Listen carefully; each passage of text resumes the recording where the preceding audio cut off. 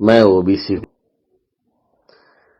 इस वीडियो में केवल मेरी आवाज है, लेकिन मेरा चेहरा नहीं दिखाई दे रहा है, क्योंकि मैंने अपनी पहचान खो दी है। इतिहास में मेरी पहचान मिल सकती है, लेकिन उस पर किसी ने जानबूझकर काला पर्दा डाल रखा है। मेरी पहचान उससे बाहर निकलने की कोशिश कर रही है।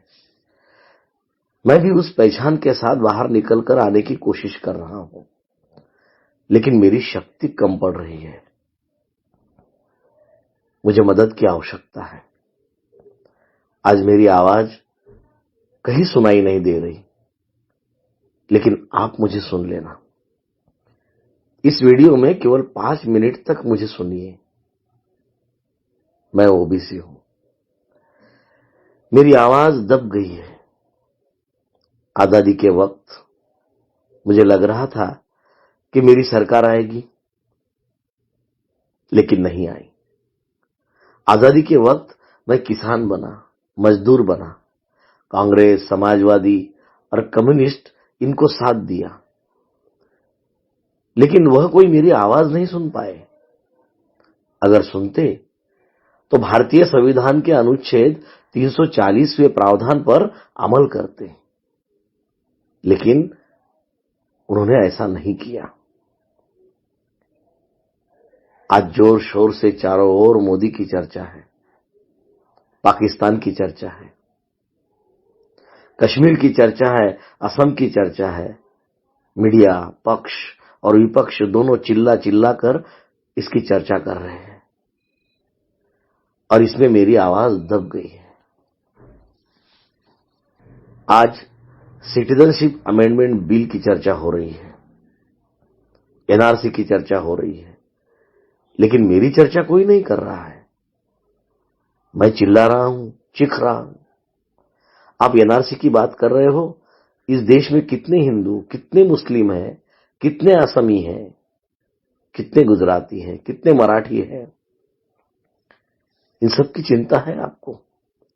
परंतु कितने ओबीसी है, इसकी चिंता किसी को नहीं है। अगर मेरी जनसंख्या का पता चल जाए तो मैं देश की विधानसभाओं में, देश की संसद में अपना प्रतिनिधित्व मांग सकता हूं। मेरी जनसंख्या के अनुपात में विधायक और सांसद चुनकर जा सकते हैं। जनसंख्या के आधार पर मैं यह कानून बनाने के लिए कह सकता हूं, लेकिन मेरी आवाज ही दब रही है। क्या मेरी आवाज आपको सुनाई दे रही है? मैं ओबीसी हूं। इस देश की कुल जनसंख्या का 52% हूं, अर्थात आधी आबादी मेरी है, लेकिन फिर भी मुझे मदद करो। अभी 2021 की जनगणना की प्रक्रिया शुरू हो गई है। इस बार अमित शाह देश के लोगों की डिजिटल जनगणना कराएंगे, लेकिन मेरी ओबीसी के नाम पर जनगणना करने का कोई इरादा मोदी शाह के सरकार का नहीं है। मैंने मेरे लोगों को चिल्ला चिल्ला कर कहा कि एक हो जाओ, आवाज करो, आवाज दो, लेकिन सबकी आवाजें दब गई हैं। मैं देश में 4700 से भी ज्यादा जातियों में बंट गया हूं। जातिवाद की इस जाल के कारण मैं संगठित नहीं हो पा रहा हूं। मेरे जाति जातियों की कोई चर्चा नहीं हो रही है। अगर मेरी जातिगत जनगणना होगी तो मेरी जनसंख्या का अनुपात समझ में आएगा कि मेरे कितने लोग कहां तक पढ़े लिखे हैं। उनके अनुपात में मैं सरकारी और निजी क्षेत्र में प्रतिनिधित्व मांगूंगा। मेरी जनसंख्या के आधार पर हर क्षेत्र में मेरा प्रतिनिधित्व होना चाहिए, यह मेरी इच्छा है। मैं इसके लिए चिल्ला रहा हूं। क्या मेरी आवाज आप तक पहुंच रही है? कहते हैं मैं इस देश का मूल निवासी हूं। सिंधु घाटी की सभ्यता की रचना और विकास मैंने किया। मैंने ही इस देश को बनाए रखा।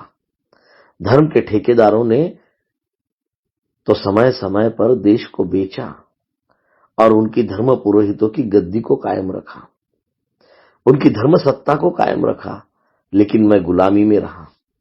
मेरे लिए भारत के संविधान में कई अधिकार लिखे हैं, लेकिन वे अधिकार न तो मुझे बताए गए और न ही संविधान को लागू किया गया। मेरी आज की आवश्यकता मेरा विधानसभा और संसद में प्रतिनिधित्व होना, साथ ही आईएएस, आईआरएस, आईपीएस जैसे सरकारी पदों पर मेरा प्रतिनिधित्व होना चाहिए। निजी कंपनियों में मेरा प्रतिनिधित्व होना चाहिए। कल तक मैं ओबीसी पालकी ढोता था, आज कार ड्राइव कर रहा हूं। कल पालकी में ब्राह्मण पुरोहितों, बनियों, सेठों और राजा सूबेदारों के लोग बैठते थे, और आज भी वही लोग हैं जो धर्म सत्ता, आर्थिक सत्ता और राज सत्ता में बैठे हैं, और मैं उनकी कार का ड्राइवर बना हूं। कल मैं उनका द्वारपाल था, ईमानदार सेवक था, खानसामा था, उनके लिए पानी भरता था, हवा के लिए पंखा चलाता था। आज भी वही काम कर रहा हूं। मैं ओबीसी हूं। मैं ओबीसी हूं, मेरी पहचान खो गई है। आप मुझे पूछेंगे कि मेरा धर्म और समाज में क्या स्थान है। मैंने खुद को यह सवाल पूछा कि क्या मैं ब्राह्मण हूं? जवाब आया नहीं। मैंने फिर पूछा कि क्या मैं क्षत्रिय हूं? तो इसका जवाब तो खुद ब्राह्मणों ने ही दिया कि क्षत्रिय तो कब के समाप्त हो गए हैं। परशुराम ने 21 बार पृथ्वी निक्षत्रिय की है, इसलिए मैं क्षत्रिय भी नहीं हूं, या फिर नंदकुल के अंत के साथ ही क्षत्रिय समाप्त हो गए। नंदांतम क्षत्रिय कुलम के सिद्धांत के अनुसार मैं क्षेत्रीय अर्थात इस देश का मूल निवासी जरूर हूं। मैंने फिर सवाल पूछा कि क्या मैं वैश्य हूं? तो जवाब आया कि मैं किसानी और काश्तकारी करता हूं। मैं उत्पादक रहा, लेकिन मैंने जमाखोरी, सुदखोरी नहीं की, बनियों ने की। मैं वैश्य भी नहीं। फिर मैंने अपने आप को पूछा कि क्या मैं अछूत हूं? नहीं, अछूत भले ही मेरे ही बिखरे परिवार के लोगों में से बने होंगे, लेकिन मेरे कई सारे लोगों को अछूत नहीं बनाया गया। तो मैं इस वर्ण और जाति व्यवस्था में अगर ब्राह्मण नहीं हूं, क्षत्रिय नहीं हूं, वैश्य नहीं हूं, अछूत नहीं हूं, तो मैं हूं कौन? मैं इस देश का क्षेत्रीय अर्थात इस क्षेत्र का रहने वाला अर्थात मूल निवासी हूं। लेकिन मुझे आर्य ब्राह्मणों ने जबरन शूद्र बनाया। शूद्र तो हारे हुए क्षत्रियों को कहा गया था, लेकिन क्षत्रिय तो रही ही नहीं, तो मुझे क्यों शूद्र कहा? मुझे जबरन इसलिए शूद्र कहा क्योंकि हारे हुए क्षत्रियों को शूद्र बनाकर जो कानून उनके विरोध में लगाए गए थे, वह सभी कानून मुझे भी लगाए गए। कौन से कानून? मुझे शूद्र बनाकर 3 अधिकार मुझसे छीने गए। पहला, मेरा शिक्षा का अधिकार छीना गया। मुझे पढ़ना, लिखना, चर्चा करना, विचार करना मना कर दिया। महाराष्ट्र के किसी तुकाराम महाराज ने जब अभंग लिखे, तो उनके सारे अभंग इंद्रायणी नदी के पानी में डुबोए गए और उन्हें भी मार दिया गया। मुझे शस्त्र धारण करने का अधिकार नकारा गया ताकि मैं अपनी सुरक्षा ना कर सकूं और फिर सत्ता में न जाऊं। और तीसरा मुझे संपत्ति का अधिकार नकारा गया ताकि मैं हमेशा वैश्य बनियों के कर्जों के बोझ तले दबा रहूं, आश्रित रहूं। आज भी मैं ही किसान बनकर इसी कारण खुदकुशी कर रहा हूं। मेरी आवाज नहीं सुनाई जा रही है, या मेरी आवाज नहीं सुनी जा रही है। आप मुझे सुन रहे हैं ना? मैं ओबीसी हूं। मेरी आवाज बुलंद करने के लिए मेरी मदद करिए। आज मेरी आवाज दब रही है। मैं ओबीसी हूं। मुझे जाति के नाम पर, धर्म के नाम पर, मंदिर के नाम पर वोट मांग रहे हैं, लेकिन कोई भी संविधान के नाम पर मुझसे मेरे अधिकारों को लेकर वोट नहीं मांग रहा है। मैं ओबीसी हूं। मुझे बताया जाता है कि सड़कें बन रही है, मेरा विकास हो रहा है, लेकिन कोई मुझे यह नहीं बता रहा कि मेरी जनसंख्या कितनी है। आज मुझे बताया जा रहा है कि बुलेट ट्रेन आ रही है, लेकिन कोई मुझे यह नहीं बता रहा है कि शिक्षा में मेरी स्थिति क्या है। मैं ओबीसी हूं। आज मुझे बताया जा रहा है कि कश्मीरी पंडित समस्या में है, लेकिन कोई मुझे यह नहीं बता रहा है कि मुझ में कितने लोग गरीब हैं, कितने गरीबी रेखा के नीचे हैं, कितने मजदूर हैं। मैं ओबीसी हूं।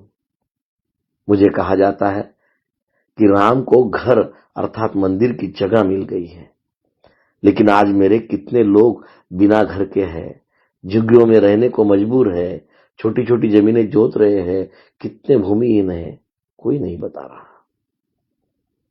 मैं ओबीसी हूं। मैं ओबीसी हूं। मुझे कहा जाता है कि अमेरिका में लोग भीड़ कर कर के नरेंद्र मोदी के सभाओं में पहुंच रहे हैं।